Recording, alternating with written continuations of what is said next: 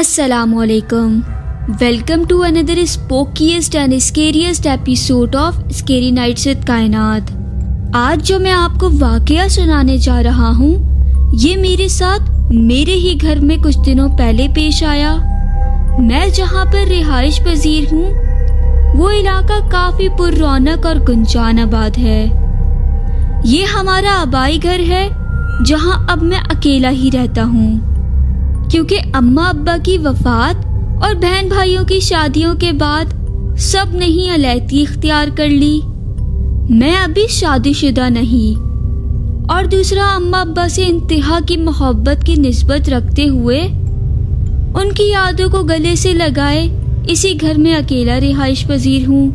खैर, अब चलते हैं उस किस्से की जानिब जो मैं आप सबको सुनाना चाह रहा हूँ। ये मंगल की सर्द रात थी और मैं बिस्तर में लेटा हुआ एक स्टोरी पढ़ रहा था बुक में। मेरी आदत है कि मैं रात 12 बजे जिम से और अपनी ड्यूटी ऑफ करके फिर रात में स्टोरीज पढ़ता हूँ। उस दिन भी मैं अपनी स्टोरीज ही पढ़ने में मसरूफ था, तो मुझे मेरे कमरे के बाहर वाली खिड़की के जानिब कोई हरकत महसूस हुई, जिसे मैंने पहले पहल तो नज़रअंदाज किया, लेकिन कुछ देर बाद ही अंदर की बेचैनी ने उकसाना शुरू कर दिया मुझे, और छठी हिंस में लहर ये उठी कि मैं बाहर की जानिब देखूं। तब मैंने अपनी किताब को एक तरफ रखकर बाहर खिड़की की जानिब सहन की तरफ घूरना शुरू कर दिया। कोई 1-1.5 मिनट घूरने के बाद वहां फकत सिवाय खामोशी और खालीपन के मुझे कुछ भी दिखाई ना दिया। अब की बार फिर से किताब पकड़कर मैंने स्टोरीज पढ़ना शुरू कर दी। कोई 5-10 मिनट ही गुजरे होंगे, अब की बार मुझे माचिस की तीली जलाने की आवाज़ सुनाई दी, जैसे किसी ने अभी अभी माचिस की तीली जलाई हो। सर्दियों की रातों में खामोशियाँ अपने इंतहा पर होती हैं। घड़ी की टिक टिक से लेकर दिल की धक धक तक साफ सुनाई देती है। इसलिए माचिस जलने की इतनी शफाफ आवाज़, वो भी मेरे इतने इंतहाई करीब से, मेरे लिए काफ़ी ज़्यादा हैरान कुन था। अब की बार मैंने फिर से मोबाइल को साइड पर रखा और बाहर की जानिब दोबारा से घूरना शुरू कर दिया। मेरा जहन कह रहा था कि उठकर बाहर बरामदे में आकर देखूं, लेकिन सर्दी की इंतहा को देखकर गरम बिस्तर को छोड़ने को दिल ही तैयार ना था। इसलिए मैंने दोबारा से चंद मिनट बाहर घूरने के बाद फिर से अपनी किताब उठाई और उसमें मशगूल हो गया। बमुश्किल 1-8 लाइन ही पड़ी होगी कि अचानक से नाक में एक तेज खुशबू ने आकर बसेरा कर लिया। ये अगरबत्ती की खुशबू थी, जो बाहर बरामदे से खिड़की में होते हुए अंदर कमरे में आ रही थी। दर हकीकत अब की बार मैं पूरी तशवीश में मुब्तला हो चुका था, इसलिए फटाफट बिस्तर से निकलते हुए बाहर बरामदे में आ पहुंचा। फर्श पर एक अदद माचिस और उस माचिस की तीलियां बिखरी पड़ी थी, लेकिन आसपास कहीं कोई अगरबत्ती जलती दिखाई ना दी। लेकिन अगरबत्ती की बहुत ज़्यादा तेज महक पूरे घर में फैली हुई थी। इस घर में मेरे अलावा कोई नहीं रहता था, तो इस खाली घर में मेरे अलावा अभी कौन सी दूसरी जिन्स थी जो ये हरकत कर रही थी। खैर, मेरे लिए तशवीश की बात थी, लेकिन खौफ की हरगिज़ नहीं, क्योंकि मैं अब खौफ की सरहदों से काफ़ी आगे निकल आया हूँ। कुछ देर इर्द गिर्द के माहौल को टटोलने और देखने के बाद मैंने फिर से वापसी की जानिब बिस्तर की राह ली और बिस्तर पर जा लेटा। अभी मैं बिस्तर पर लेटा ही था कि अचानक से पूरे घर में घुप अंधेरा हो गया और लाइट चली गई। मेरा कमरा और पूरा घर गहरी तारीकी में चला गया था। हाथ को हाथ सजाई नहीं दे रहा था। मैंने लेटे हुए ही जल्दी से बिस्तर में से मोबाइल को ढूंढने के लिए टटोलना शुरू कर दिया, लेकिन मोबाइल मिल ही नहीं रहा था। इतनी ही देर में जब मैं मोबाइल ढूंढ रहा था, तो मुझे पाजेब की छन छन से चलते कदम मुझे मेरे कमरे में आते हुए महसूस हुए, जैसे कोई मेरे कमरे में मेरे बिस्तर के करीब आके खड़ा हो गया है। बाकायदा मुझे मेरे बिस्तर के करीब किसी की आहट महसूस हुई। अब की बार मुझे थोड़ा सा खौफ महसूस होने लगा और मैं बिस्तर से फौरन उठ बैठा और दोबारा से अपना मोबाइल तलाश करना शुरू कर दिया, जो कि आखिरकार मेरे हाथ में आ गया। मैंने मोबाइल पकड़ते हुए जैसे ही ऑन करना चाहा तो उसी वक्त पूरे घर की लाइट आ गई।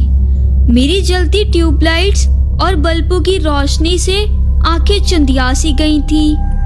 खैर, मेरे आसपास कुछ न था। कमरे पहले की तरह खामोश और खाली था, लेकिन मेरे दिल की तेज धड़कन जान चुकी थी कि ये कुछ और ही मामला था। कोई तो था मेरे आसपास जो मुझे थोड़ी देर पहले महसूस हुआ था। वो सारी रात मैंने आंखें खोल के गुजार दी और सुबह होते ही गहरी नींद में सो गया। अब और आज भी इसी घर में हूँ, बिल्कुल तन्हा और अकेला। रात भर जाग कर गुजार देता हूँ और दिन को नींद पूरी करता हूँ। 1 हफ्ते से ऊपर हो चुका है। दोबारा मुझे ऐसा कुछ महसूस तो नहीं हुआ, लेकिन अगरबत्ती की खुशबू मुझे रोजाना आती है। मैं नहीं जानता कि वो क्या चीज़ है जो मेरे अलावा भी इस घर में रहती है।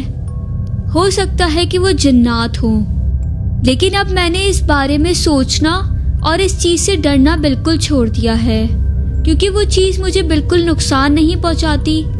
ना वो मुझे तंग करती है और ना मैं उसे तंग करता हूँ।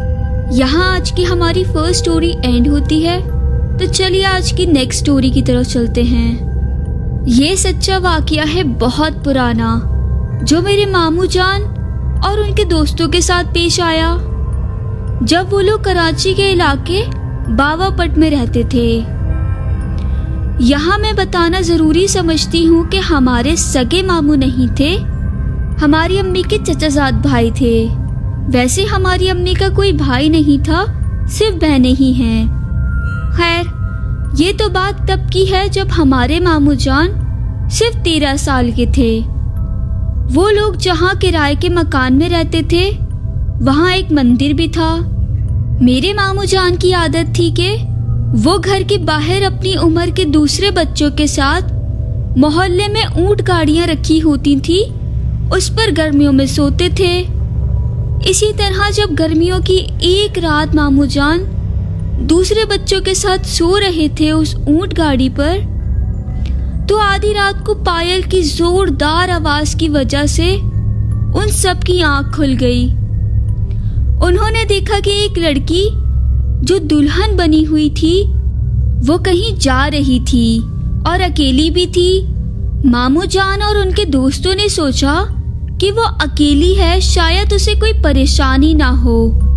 इसी ख्याल के तहत वो उसकी मदद करने उसके पीछे चले गए।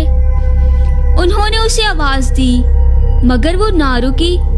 सब बच्चे उसके पीछे पीछे चलने लगे। इतने में कुछ दूर जाकर मामू जान की नजर दुल्हन के पैरों पर पड़ी। वो क्या देखते हैं कि उस लड़की के पैर उल्टे थे, यानी कि पीछे की तरफ मुड़े हुए थे। क्योंकि उस जमाने में बावापट का जो इलाका था वो इन पुरस्रार वाकयात की वजह से काफी मशहूर था, इसलिए उन्होंने भी अपने बड़ों से बहुत कुछ सुन रखा था चुड़ैलों वगैरह के बारे में। तो उन्होंने उन सारे दोस्तों से कहा कि रुक जाओ, ये कोई लड़की नहीं है बल्कि ये चुड़ैल है। दोस्तों ने कहा कि तुम्हें कैसे पता? तो उन्होंने अपने दोस्तों की तवज्जो उस लड़की के पैरों की तरफ दिलाई। जैसे ही सब दोस्तों ने उस लड़की के पैरों को देखा, उन सब के औसान खता हो गए। जैसे ही उस चुड़ैल को इस बात का इल्म हुआ कि बच्चे उसकी असलियत पहचान चुके हैं, तो उसने उन बच्चों को अपनी पीठ दिखानी चाहिए।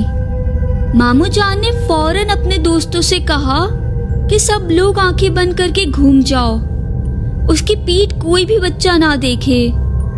कहा जाता है कि इस तरह की चुड़ैलों का جب بس نہیں چلتا اور شکار ہاتھ سے نکلنے لگتا ہے تو وہ چڑیلیں اپنی پیٹھ دکھا دیتی ہیں۔ جس نے بھی ان کی پیٹھ دیکھ لی وہ پراسرار موت مر جاتا ہے۔ کوئی ہی ایسا ہوتا ہے جو پیٹھ دیکھنے کے بعد زندہ بچ جاتا ہو، مگر ان میں سے بھی اکثر لوگ اپنا ذہنی توازن کھو بیٹھتے ہیں۔ خیر، ماموں جان کی ہدایت پر سب نے اپنی آنکھیں بند کر لی اور گھوم کر گھر کی طرف دوڑ لگا دی تو پیچھے سے ایک چیخ سنائی دی۔ جیسے ہی انہوں نے پیچھے مڑ کر دیکھا تو ایک آگ کا شعلہ آسمان کی طرف لپکا۔ سارے بچے خوف کے مارے میرے ماموں جان کے گھر میں ہی گھس کر بیٹھ گئے۔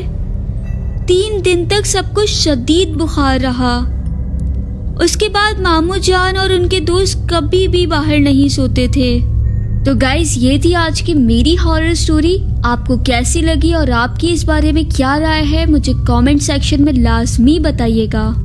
اور اگر آپ کو بھی اپنی کوئی بھی ہارر سٹوری میرے ساتھ شیئر کرنی ہے تو میری ویڈیو میں دیے گئے ای میل ایڈریس پہ کانٹیکٹ کر کے آپ مجھ سے اپنی سٹوری شیئر کر سکتے ہیں۔ تو پھر ملاقات ہوتی ہے ایک نئی ویڈیو میں، تب تک اپنا اور اپنے گھر والوں کا بہت سارا خیال رکھیے گا اور مجھے بھی اپنی ڈھیر ساری دعاؤں میں یاد رکھیے گا۔ فی امان اللہ، اللہ حافظ۔